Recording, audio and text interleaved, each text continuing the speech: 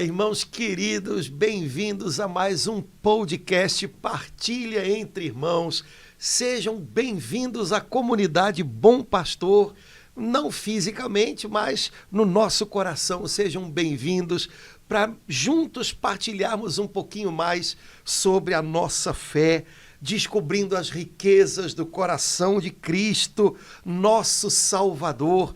E continuamos a nossa partilha nesse ano que o Papa Francisco desejou que fosse dedicado à oração, ano da oração. Para a gente aprender a rezar melhor, estamos partilhando trechinhos do Catecismo da Igreja Católica. Eu espero que vocês estejam gostando também, mas eu acho que aqui a gente está gostando muito, né, Laura? Muito, Padre Antônio. Está sendo uma experiência maravilhosa e é lindo ver ali nos comentários, no chat, os irmãos descobrindo o catecismo e amando e abrindo o catecismo, como a gente está fazendo aqui. Está sendo uma experiência muito rica. Queria assim, só dizer para o senhor que no penúltimo podcast, Aprendendo a Ser Filho, alguns irmãos assim escreveram testemunhos longos da experiência de Deus, de realmente aprender a ser filho. Bonito isso demais, né? Eu acho que a vida inteira a gente aprende a ser filho, né, Padre? Quando a gente deixa de aprender, corre risco, né? Isso aí. Aproveitando que você falou, Laura, da partilha dos irmãos que mandam comentários, eu sei que é chato, mas a gente lembra de novo. Se você deseja que as nossas partilhas possam, quem sabe, chegar a mais gente, comenta, compartilha e curte o nosso podcast. Então, você pode colocar lá o seu comentário, você pode compartilhar com mais alguém, manda o linkzinho para outra pessoa que você conhece, que serve com você na igreja, alguém da sua família, uma pessoa amiga que disse que estava precisando estar um pouquinho mais perto de Deus, né?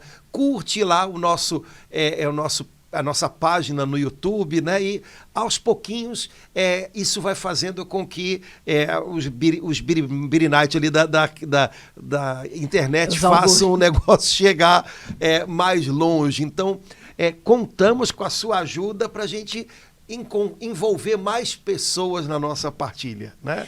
A gente já sabe que, pelo menos o retorno que me dão é que isso já acontece. Mas a gente queria, então, hoje propor que cada irmão possa compartilhar com mais outro irmão ou irmã.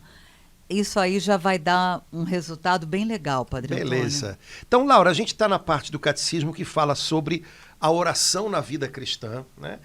Até o número 2740, eu acho que a gente compartilhou bem, né? No último podcast, que era justamente a passagem que explicava um pouquinho sobre como as nossas orações são eficazes. Né? Foi aquele podcast que a gente viu uma série de perguntas. Exato. E acho que uma outra coisa importante, né, a explicação do que é a providência de Deus. Aquilo, né? Foi muito bom. É uma coisa importante. Agora, o catecismo, no parágrafo 2741, ele fala para a gente sobre uma outra coisa que faz com que as nossas orações sejam eficazes, né? Em que sentido as nossas orações dão fruto? E essa coisa, na verdade, né, talvez acho que a mais linda de todas, porque verdade. As nossas orações, como cristãos, né, como pessoas em que habita o Espírito Santo, como pessoas que buscam o Pai debaixo dos braços do irmão mais velho que é Jesus, as nossas orações, todas elas são orações em Cristo. E, ao mesmo tempo, é Ele quem reza através da gente, quando a gente ora. Então, a nossa união com Jesus, que é a fonte de toda a bênção que há na nossa vida. Eu gosto muito do comecinho da carta de São Paulo aos Efésios, né, quando ele diz, bendito seja Deus, Pai de nosso Senhor Jesus Cristo, que em virtude da nossa união com Cristo, nos concedeu todo tipo de bênção. Né? E eu penso, bom, esse é o segredo. Estar unido com Jesus é o segredo, é a fonte de todas as bênçãos. Também é o segredo da eficácia da nossa oração. Um cristão nunca reza sozinho. Um cristão nunca reza, sei lá, talvez imaginando, será que as minhas orações vão passar do teto, como o pessoal fala? Não, um cristão que ora em nome de Jesus, que ora unido a Jesus, pode ter a certeza de que a voz do Filho está ressoando na sua oração. E a voz do Filho comove o coração do Pai, alcança o coração do Pai. Então, o segredo, né, um dos segredos da eficácia da nossa oração é que nós oramos mergulhados em Jesus, e quando oramos, é Jesus quem ora em nós. Nós estamos, mais uma vez, dando voz na terra ao que há no coração de Cristo.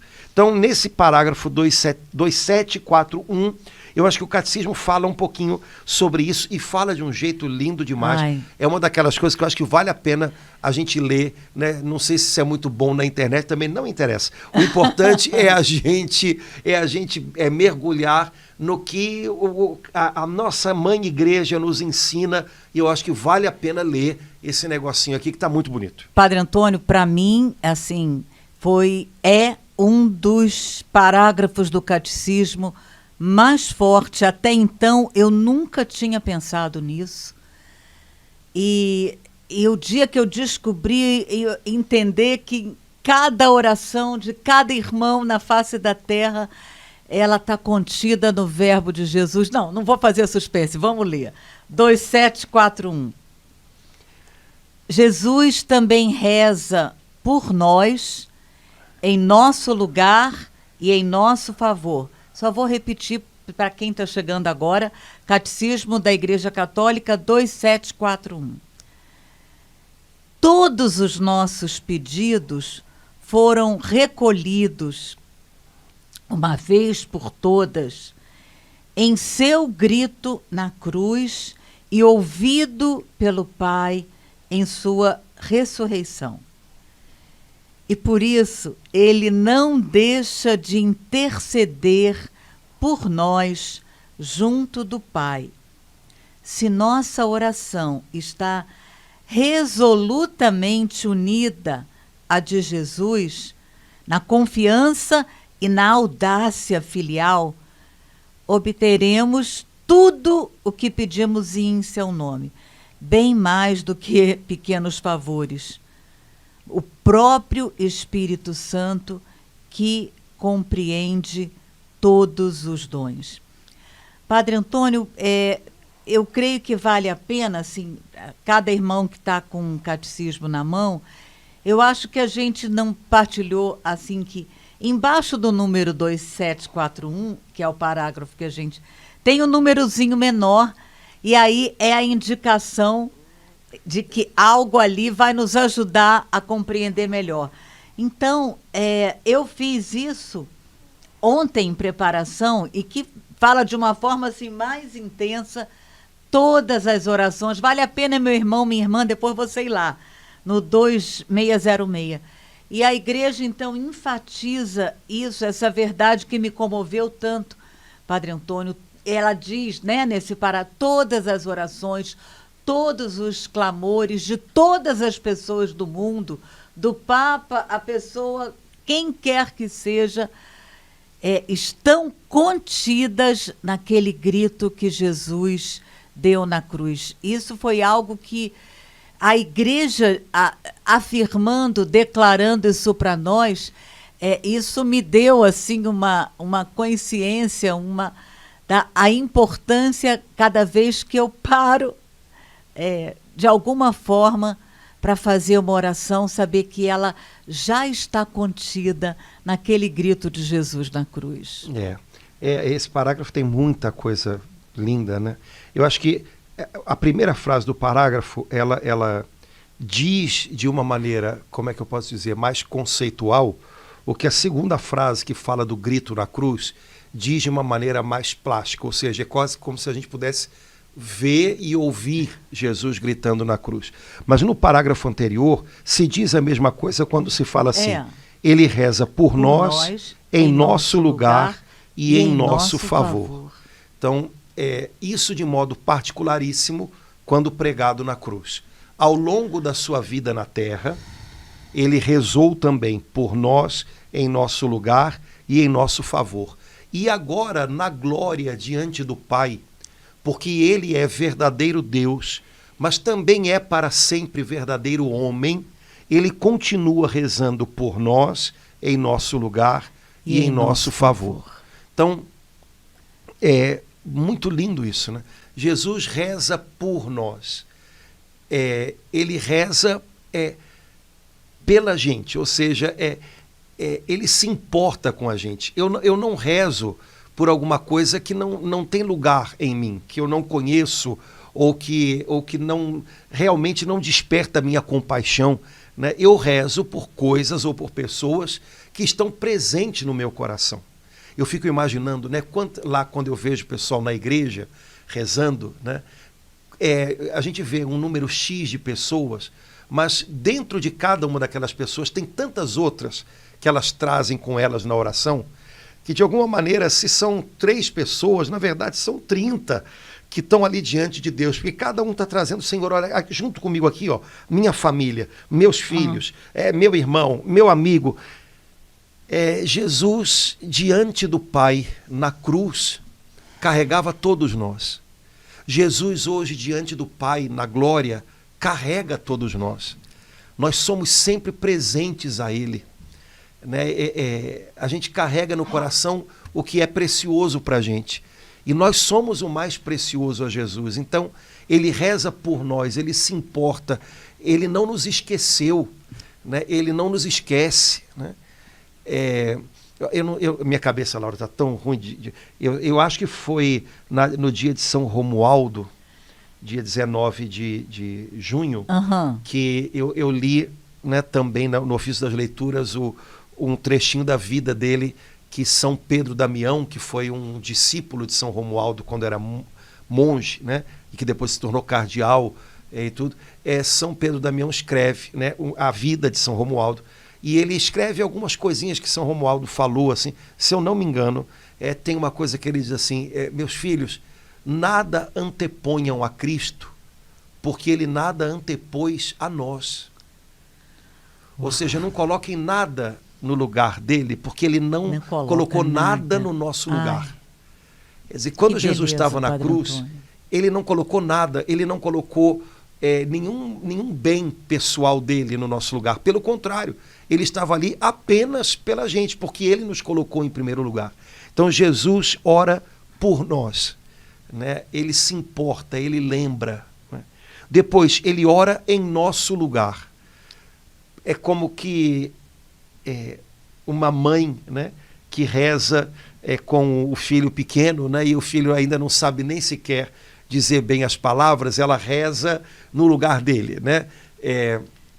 Eu já vi muitas vezes, né, mães, quando a gente faz o sinal da cruz, a criança não sabe fazer, aí a mãe vai lá e faz na criança. Eu acho engraçado, mas é bonitinho, né? Porque na realidade a mãe quer que o filho viva aquilo, participe daquilo, e aí ela vai lá e faz no filho o sinal da cruz, né?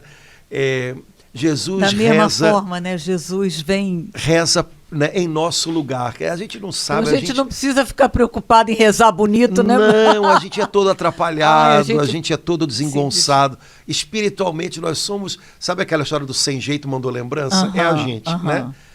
Mas Jesus reza em nosso lugar. De modo especial, naquela tortura da cruz, ele estava em nosso lugar. E num lugar onde todos haviam fracassado, Jesus foi bem-sucedido. Ou seja, no vale da sombra da morte, onde todos fracassavam em crer, onde todos fracassavam em confiar, onde todos fracassavam em se abandonar nas mãos do Pai, ele foi bem-sucedido.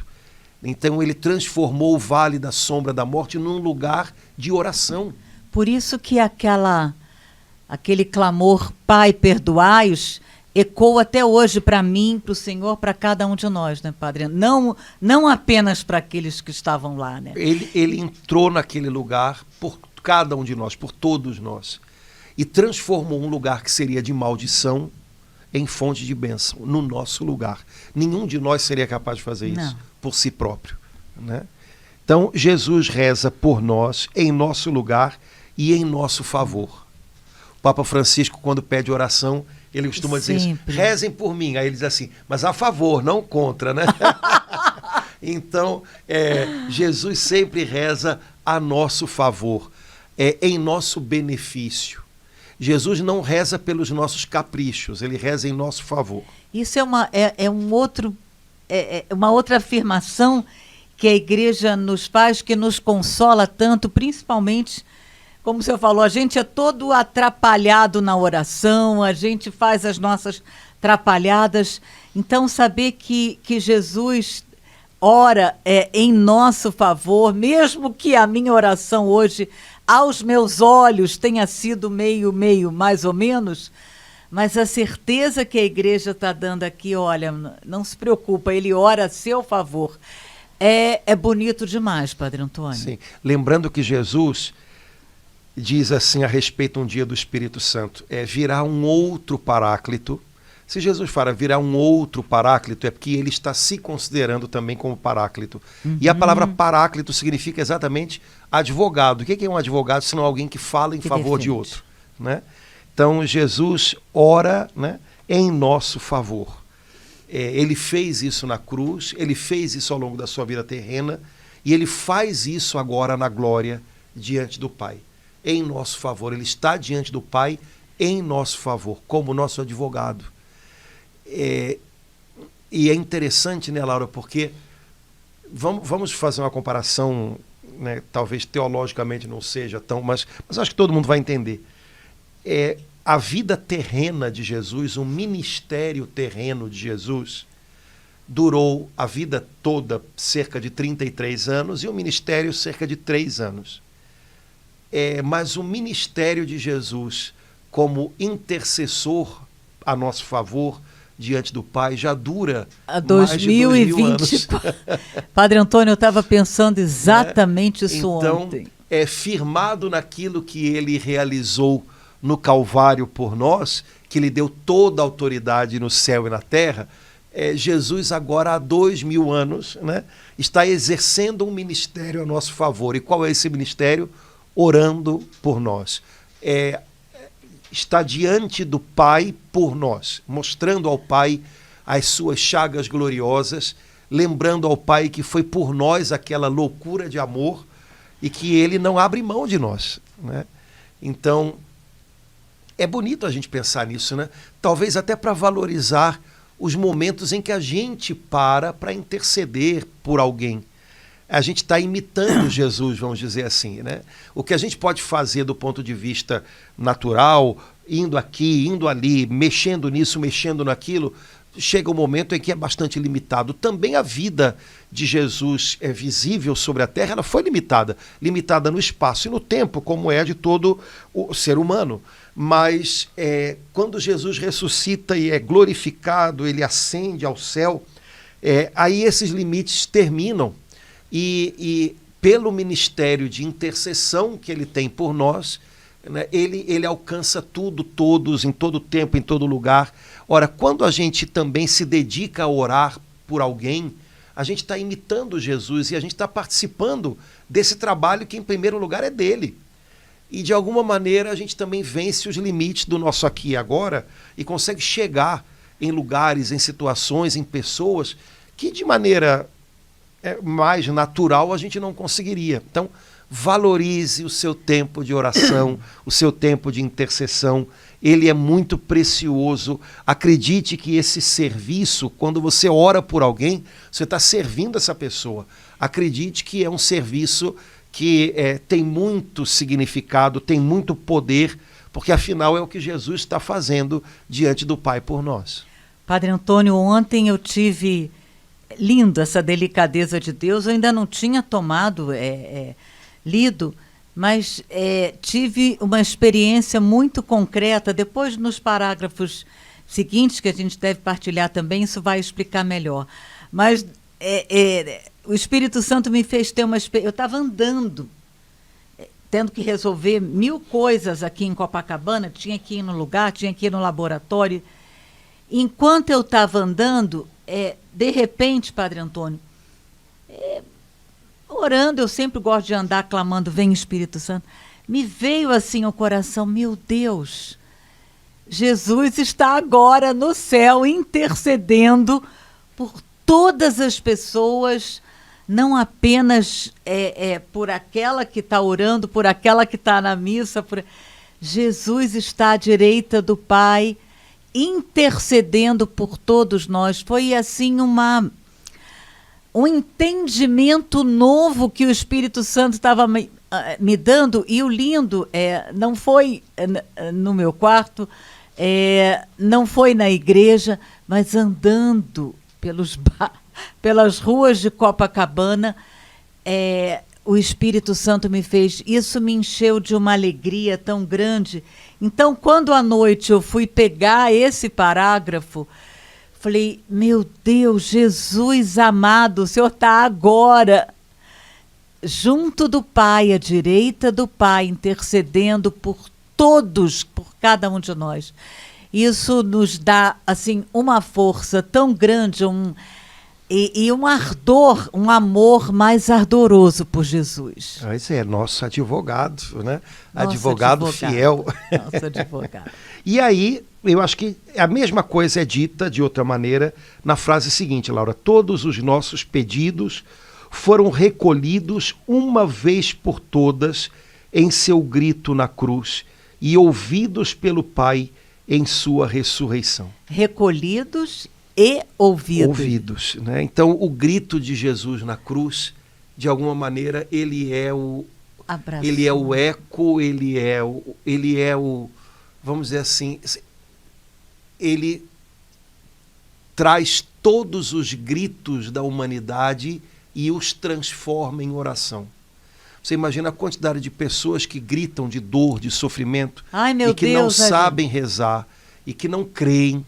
Mas quando Jesus gritou na cruz, no grito dele, ele recolheu todos esses gritos, gritos de desespero, gritos de dor, e transformou-os em oração. Meu Deus. Em nosso lugar. Em nosso lugar, né? E aí a gente pode ver tanta coisa escondida nisso, né? Primeiro, um grito semelhante a tantos gritos que são dados todos os dias, ele foi um grito transformado em oração. Porque ao grito do Filho de Deus que se fez homem, recolhe todos os gritos e gemidos da humanidade e os transforma em oração. Ou seja, um grito que poderia cair no vazio, de repente agora é um grito que comunica-se com Deus. Sabe, talvez muitos gritos que são dados na hora da dor são gritos impensados, são gritos que a gente não imagina nem que vão chamar a atenção de alguém, são só um desabafo. Mas porque Jesus na cruz, gritando, toma todos esses gritos se dirigem agora ao Pai do céu. Eles se tornam oração e o Pai do céu ouve. Ouve. Então, um grito pode ser uma oração. Eu tenho certeza que quem trabalha nos hospitais, quem trabalha com gente doente, sabe que às vezes sai muito pouca coisa além de um gemido.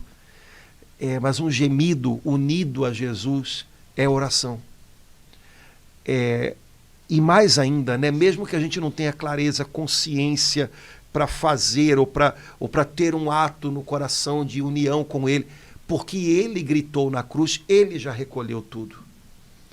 Ele tomou tudo. Nada fica imperceptível ao Pai, nenhum grito mais deixa de ser, de algum modo, também uma oração. Que desejo, Padre Antônio, de poder falar isso que o senhor acabou de falar para todo mundo.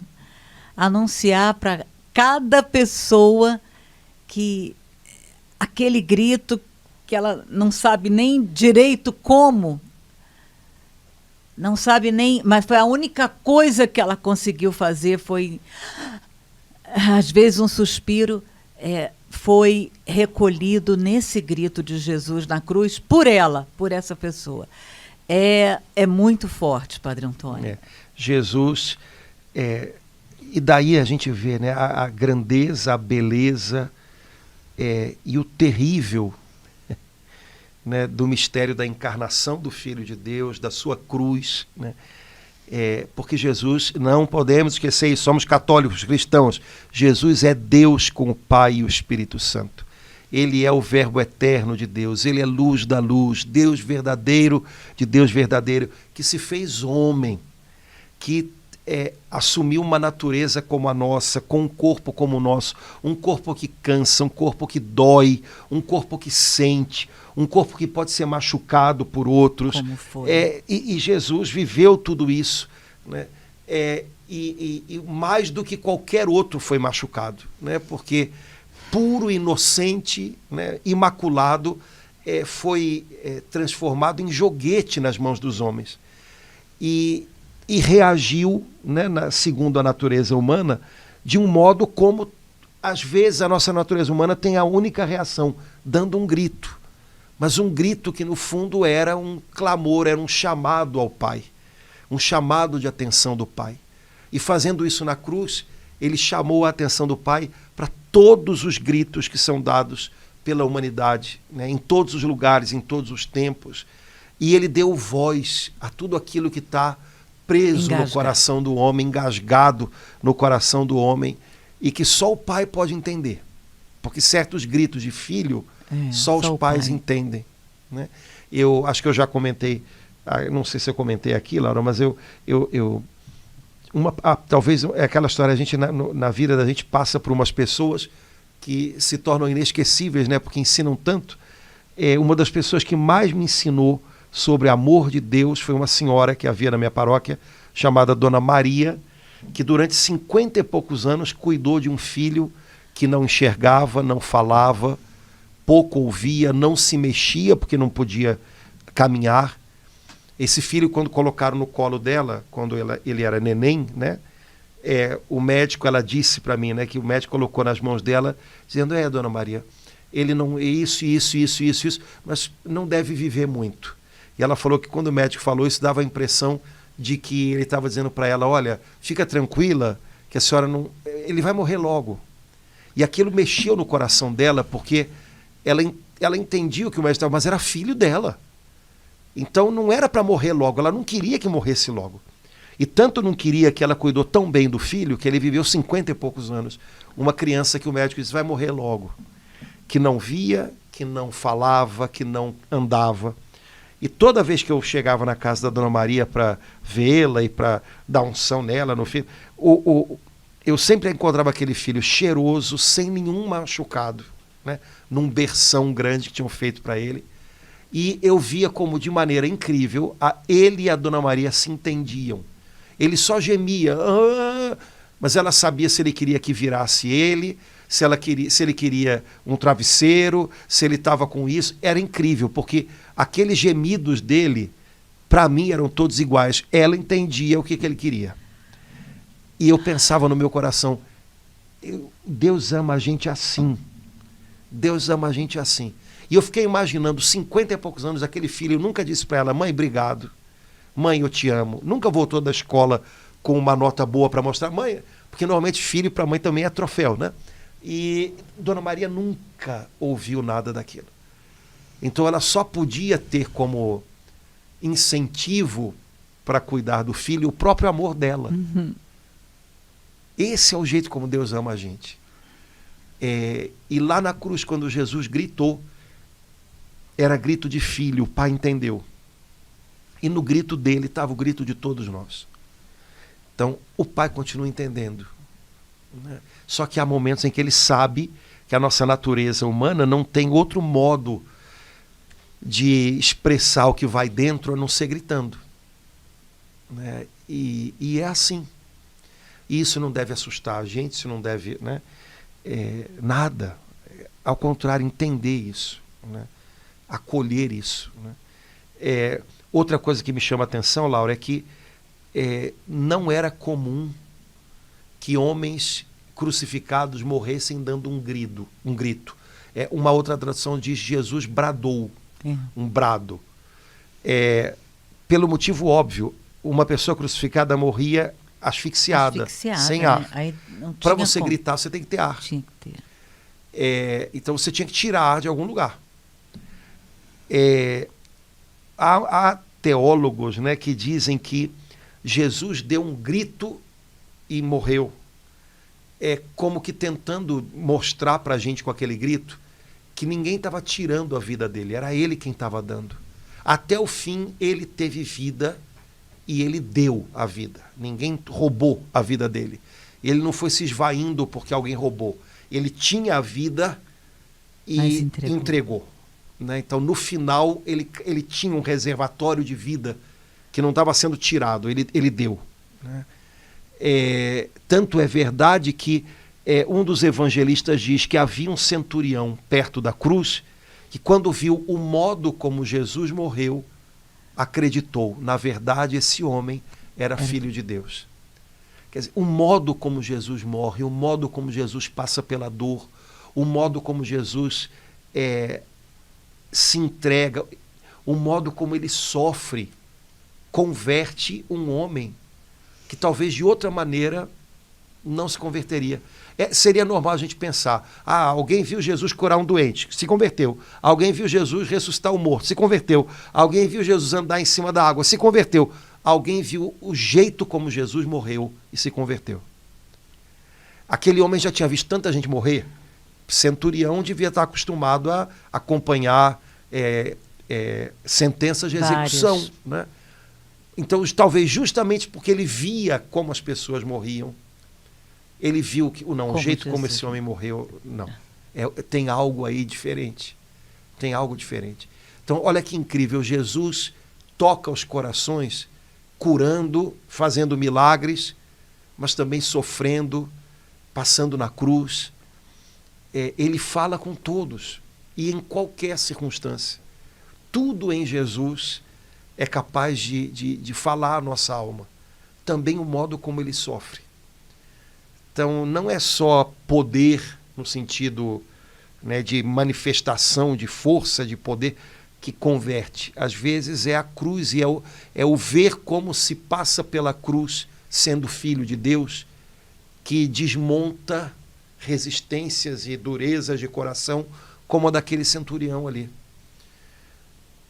Mistérios de como Deus chega nos corações e o caminho só Ele tem. A gente não deve nem questionar isso. Ele sabe como chegar nos corações. Então, esse grito de Jesus na cruz, esse grito sem forma, porque não é uma palavra, é um grito, é misterioso e ao mesmo tempo é eloquente, é ao mesmo tempo capaz de chegar no fundo da nossa alma e chegar no trono do Pai. Então, que grito tremendo esse, né? E ao mesmo tempo, Padre Antônio, isso que o senhor falou tira essa experiência, esse acompanhamento que o senhor fez na vida dessa senhora, que tocou tanto o seu coração, levando, né, a contemplar também como Jesus sofreu na cruz e converteu aquele centurião romano. Isso tudo, ouvindo isso tudo, isso mexe com a gente naquele muito bem comum nosso medo do sofrimento, né? O medo de passar por algo, né? Isso encoraja a gente, isso nos dá assim, um novo olhar, um olhar mais corajoso para o momento de dor, como aconteceu com Jesus na cruz, né? Normalmente o medo do sofrimento piora o sofrimento, né? Faz a gente passar por ele de um jeito pior, né? Quando a gente aceita a vida do jeito que ela chega, mas a gente acredita que no meio daquilo tudo Deus está e Ele é capaz de fazer a gente caminhar um pouco além daquilo que aparentemente pode ser um ponto de fim. E quando a gente percebe isso, muda tudo, né? A maneira da gente passar as coisas muda, né? Mas isso é fé. Isso é fé. Humanamente não tem muito sentido. Ou você acaba se tornando uma pessoa resignada no sentido ruim que essa palavra tem. É isso mesmo e acabou. E a vida como alguns filósofos diziam, né? A vida é um ser para a morte, né? Tá bom, querido, e aí? Tchau. Isso daí não. Isso é a coisa mais desumanizadora, né? A vida é um ser para a vida, né? Que passa pela morte. Que passa pela morte. Né? E se a gente olha dessa maneira, não quer dizer que a gente está negando o sofrimento dói. Né? Quem tem fé também sofre e dói igual. Né? Se machuca. Do mesmo jeito. Né? Mas não desespera. Né? São Paulo diz isso, né, numa das cartas aos Tessalonicenses, quando ele fala das pessoas que estão morrendo na comunidade tessalônica, e os cristãos estão meio assustados, porque eles pensavam, Jesus vai voltar logo, ninguém mais vai morrer aqui, e de repente morrem algumas pessoas. E Paulo diz, olha, eu não quero que vocês fiquem tristes como quem não tem esperança. E eu acho essa frase muito legal, porque Paulo não diz assim, eu não quero que vocês fiquem tristes, ponto. Se ele dissesse isso, ele ia estar sendo irreal, né? Mas eu não quero que vocês fiquem tristes como quem não tem esperança. Porque ficar triste como quem não tem esperança é ficar muito triste no sentido do desespero, né? Tristes, mas sem perder a esperança. Isso é que faz um cristão, ponto. Essa é a diferença. Essa é a diferença. Ah, mas eu me deparei com a morte, mas eu tenho esperança. Eu tenho esperança. Né? Então, o modo como a gente sofre, né? Como o modo como Jesus sofreu na cruz, às vezes faz toda a diferença e pode ser sinal de Deus para quem está do lado da gente. Né?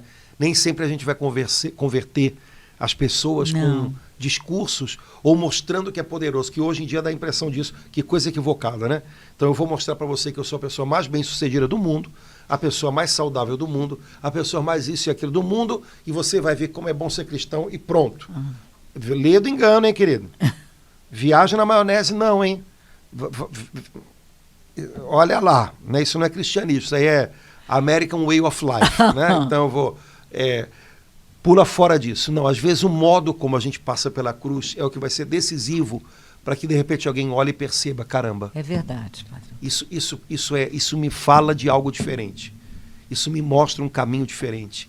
E talvez seja o caminho pelo qual eu preciso passar também. Né? Como aconteceu com esse centurião, como aconteceu com o senhor em relação a essa mãe desse rapaz, da maneira como ela o criou, conviveu com ele por 50 anos. Porque a gente prefere não ter que olhar para essas coisas, machucam. Elas são dramáticas, né? Mas não adianta, a gente tira os olhos daqui, o sofrimento aparece ali, aí a gente tira ali, entendeu? Não adianta, né? O nosso mundo faz muito isso, né? É óbvio que a gente não está falando aqui de um culto ao sofrimento pelo sofrimento, né? Até porque não precisa, né? Ele não precisa desse culto. Né? Mas o nosso mundo esconde muito algumas coisas. É verdade. Né? Para que a gente não precise encarar a vida. Não sei se é uma boa opção, não. Acho que isso não está dando muito bom resultado. Não. Né? Então, até as cruzes as pessoas querem tirar de frente dos olhos. Né? Eu não acho isso muito legal. Acho que em casa, né, é bom a gente ter uma cruz em casa. Nas igrejas, então, nem se fala, né? Uma cruz, se for o caso, com a imagem do Cristo chagado, para não esquecer que esse foi o meio pelo qual Deus nos salvou. Não é o fim, mas é o meio pelo qual Ele nos salvou e de alguma maneira continua nos salvando, porque todos os dias é esse amor crucificado e ressuscitado que entra na vida da gente e nos levanta, né? Em alguns lugares ainda tem, mas tem muita gente querendo tirar os crucifixos com ou Jesus. Então deixa a cruz, mas bota Jesus ressuscitado por cima. Não é legal, não. Bota Jesus ressuscitado em outro canto e bota a cruz com Jesus do jeito que ela é. Como né? ele morreu. E aí, Laura, eu acho que tem uma frase legal, porque agora fala da gente. Né? Primeiro a gente falou de Jesus, então... Tudo que ele fez por nós, tudo que ele é para nós, maravilhoso. Mas, aí o catecismo diz, se nossa oração está resolutamente unida à de Jesus, na confiança e na audácia filial, obteremos tudo o que pedimos em seu nome. Então tem muita coisa legal aqui já. Primeiro, nossa oração deve estar resolutamente unida à oração de Jesus. Resolutamente significa decididamente. Então, minha oração tem que estar decididamente unida à oração de Jesus. Então, qual é o critério, qual é o padrão da minha oração? O que Jesus orou. Se a minha oração reflete a oração dele, se a minha oração me une à oração dele, é uma boa oração. Caso contrário, não. Muitas pessoas pensam que o que define se uma oração é boa ou não são as palavras que tem ali, e se são palavras convincentes ou... né? Eu acho engraçado, né? O pessoal diz, padre, que oração é boa para isso ou para aquilo? A gente entende, mas é uma frase esquisita, uma pergunta estranha, né? Ou então, hoje em dia... Ai, meu Deus, vamos lá, cala-te, mas vamos embora. Eu vou ensinar para você uma oração poderosa. Ai, Jesus, não sei o que, eu meto a espada, eu faço não sei o que. Oração poderosa é toda oração resolutamente unida à de Jesus. Eu fiquei assim, nessa frase, Padre Antônio, relendo há algum tempo, falei, meu Deus, o que a igreja está me dizendo, me ensinando que a minha oração precisa estar resolutamente unida a Jesus? Eu fiquei, Padre Antônio, eu fui no dicionário vendo o que é resolutamente, né, decididamente, de toda a alma, de todo o coração, para poder entender por que a igreja pede isso, me ensina, e eu compreendi que é uma maneira, assim, de eu, não apenas, né, em nome dele, eu sempre gosto de orar ao Pai em nome de Jesus, mas é poder, inclusive, invocar o nome dele, poder chamar o nome dele, Jesus, de todo o coração. Foi esse o entendimento que eu tive, Padre Antônio. E também por coisas que estão alinhadas com o que Jesus pediu ao Pai enquanto estava sobre a terra, né? A oração de Jesus sempre prevalece. Todas as orações de Jesus foram e serão atendidas pelo Pai. Ponto. Isso para nós é ponto pacífico, seguro. Portanto, tudo aquilo que eu oro e que me alinha com aquilo que ele pediu, garantidamente vai prevalecer. Exemplo, né? A gente sabe que no Evangelho de São João, a oração sacerdotal de Jesus, a oração que Jesus faz já tendo a cruz ali diante dos olhos, né, e na qual ele de algum modo consagra ao Pai a sua vida pelos discípulos, né, para que aquela cruz, aquela árvore, né, dê frutos, né, ela repete mais de uma vez, Pai, que eles sejam um, que eles sejam um. Ora, é desejo de Jesus, é oração de Jesus, que todos aqueles que creem nele sejam um, ou seja, desfrutem de uma unidade que é a expressão na terra da unidade que ele tem com o Pai. E essa unidade vai gerar fé, vai gerar propagação do Evangelho e por aí vai. Ora, eu devo, exemplo, me unir a essa oração de Jesus, né? Então, se eu tenho que orar pela minha comunidade, pela igreja, pela minha família, Senhor, eu me uno ao teu desejo de unidade. Eu me uno à tua consagração pela unidade dos que creem em ti. Eu também me consagro, eu também me dedico, eu também me separo agora das coisas desse mundo, das ideias desse mundo, dos julgamentos desse mundo, para pedir essa unidade que é fruto do teu clamor ao Pai. Eu não sei como se dará, eu não sei quando será, mas derrama essa tua unidade já desde agora, né, de algum modo, aqui na minha casa, aqui na nossa igreja, aqui entre aqueles que cremos em ti, derramas. Pronto, eu estou fazendo uma oração resolutamente unida de Jesus. Se eu faço qualquer tipo de oração que seja um atentado à unidade, ou seja, que não seja uma oração para que sejamos umas, para que seja uma oração para que prevaleçamos um sobre o outro, ou qualquer coisa do tipo, será que está resolutamente unida de Jesus essa oração? Tenho minhas dúvidas. é bom vasculhar o coração, isso é o tipo de coisa que, né? E aí, refazer esse negócio. Uma série de coisas, né? Eu vou orar por uma pessoa querida da minha família, uma pessoa que está... antes de pedir qualquer coisa, né? Pai, eu oro para que tudo aquilo que Jesus conquistou na cruz para essa pessoa possa se realizar na vida dela. Já imaginou se uma mãe ou um pai oram pelo filho desse jeito? Dessa forma? Não, ora para o filho ter mais dinheiro. Ora para o filho encontrar uma outra pessoa, porque o casamento dele ele não cuidou, aí ora para o filho, depois da esposa, encontrar uma outra pessoa. Gente, isso não são orações resolutamente unidas a de Jesus. Então, porque essa oração não tem eficácia. Essa oração não... Sabe, Deus não é um Papai Noel para ficar se dobrando para os caprichos da gente. Filhinho, o que você quer? Senta aqui no colinho do papai. Não é assim, né? Então, peraí, Senhor, realiza a tua vontade na vida do meu filho. Meu filho está passando por uma crise no casamento, né? O casamento dele foi abençoado pelo sacramento. Portanto, que ele agora seja capaz de usar todo tipo de bênção que o Senhor derramou sobre ele, quando no dia do casamento ele se uniu ao Senhor e à sua esposa, né? Como o Senhor promete na carta aos Efésios, todo tipo de bênção vem da nossa união com Jesus. No dia do casamento, meu filho se uniu a Jesus e a sua esposa, e juntos eles começaram um caminho com o Senhor. Então, vem em socorro, derrama toda a bênção que ele precisa nesse momento para rever os pontos em que as coisas podem ser revistas, podem ser melhoradas, e não, Senhor, agora ainda bem que essa nora que eu não gostava foi... Peraí.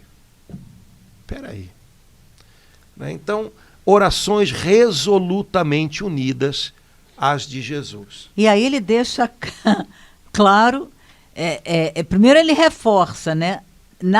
Além de falar resolutamente, a igreja que ainda fala mais, né? Ela completa dizendo na confiança e na audácia filial. Eu fiquei impressionada com essas três expressões: resolutamente, na confiança e na audácia filial. Eu vou dizer o seguinte: submeta a sua oração para que ela seja resolutamente unida a de Jesus. Tendo submetido a sua oração não aos seus caprichos e à sua visão, mas ao que há no coração de Jesus, ore agora com toda a confiança e audácia de filho. A nossa oração tem que caber entre essas duas coisas.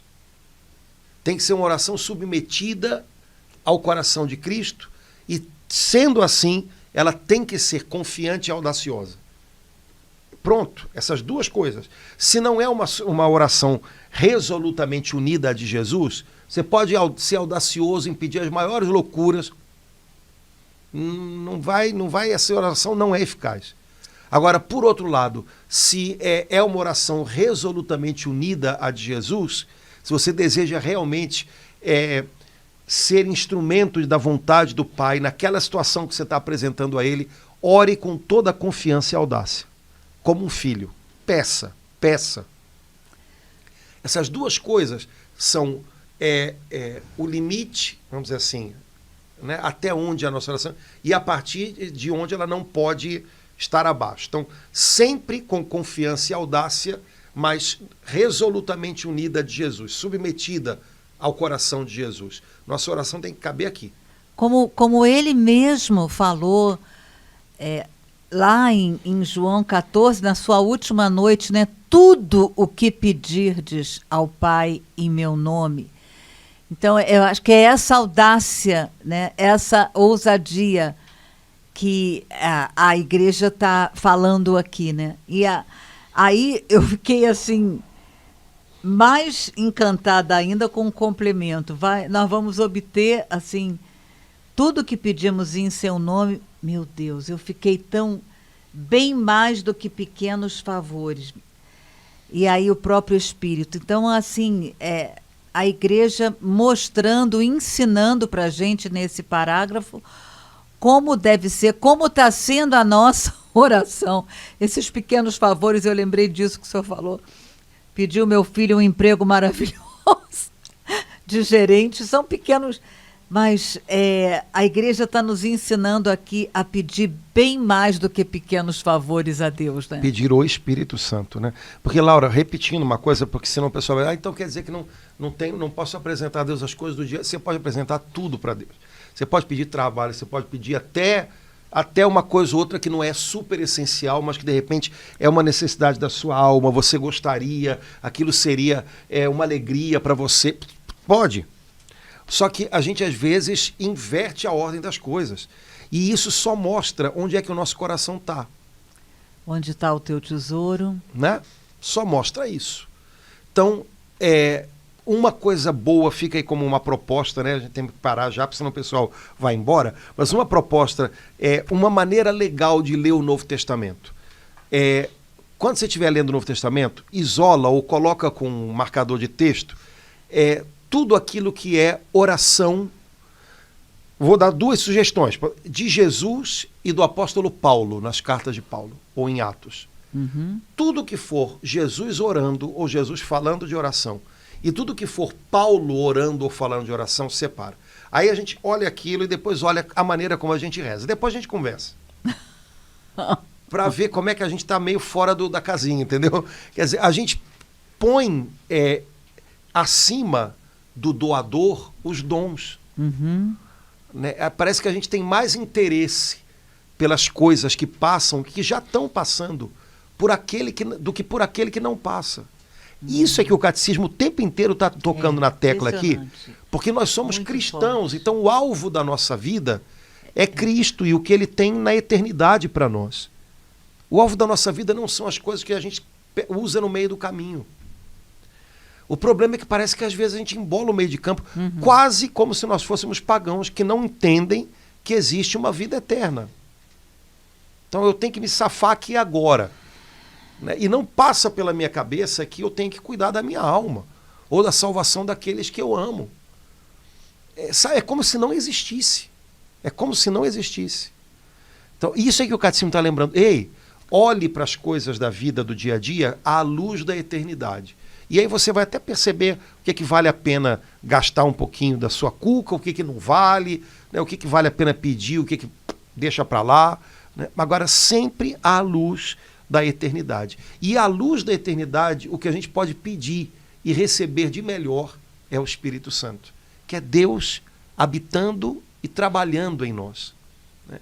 Então, mais do que qualquer outra coisa, né? Jesus nos garantiu, se vocês são maus, se vocês que são maus sabem dar coisas boas aos seus filhos quando eles pedem, quanto mais o Pai do céu não dará o Espírito Santo, que é o que de melhor ele tem para nos dar, aos filhos que pedem. Pedirem. Então, pergunta que eu faço aos irmãos, a gente pede o Espírito Santo com a mesma intensidade com a qual a gente pede isso e aquilo e aquilo e aquilo e aquilo? Sei lá, fica só a perguntinha no ar.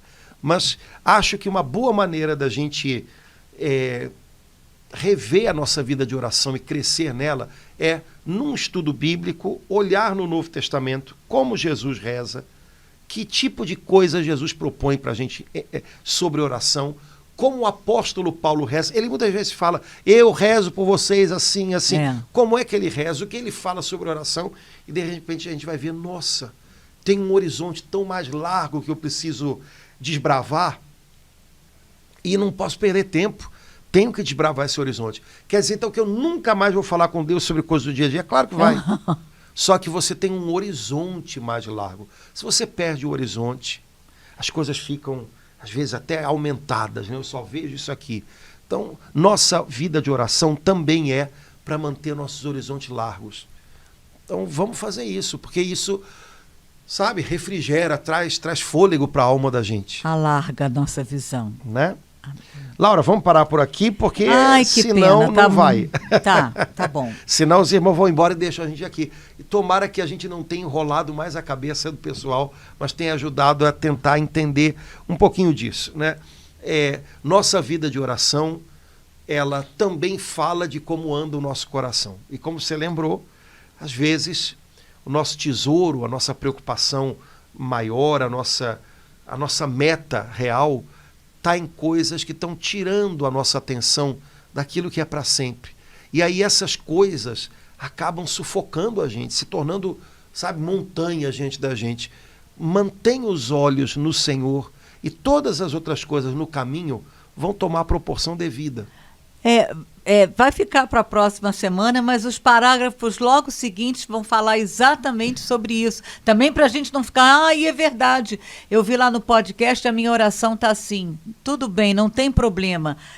O catecismo vai dizer o que a gente faz quando a gente reconhece que a nossa oração... Exato, vivendo e aprendendo. Amém, cenas do próximo capítulo. Cenas do próximo capítulo. Beleza. Irmãos queridos, vamos guardar isso no coração. Quando você estiver diante da cruz que você tem na sua casa, ou quando você for à igreja e vir a cruz, lembra que um dia lá no Calvário, o Filho de Deus que se fez homem deu um grito. E nesse grito, né, os seus gritos que talvez ninguém tenha ouvido, porque você fugiu para não assustar ninguém, ou os gritos que ficaram entalados aqui, naquela tarde lá no Calvário, os seus gritos, eles foram gritados por Jesus, e o Pai Celestial ouviu e entendeu. Confie na oração de Jesus, confie e se una a Ele resolutamente, e o seu coração vai encontrar paz, e as suas orações vão renovar a sua esperança, o seu fôlego. Então, vamos em frente com Jesus. Amém. Tchau, tchau, gente. Até a próxima. Até logo. Tchau, irmãos.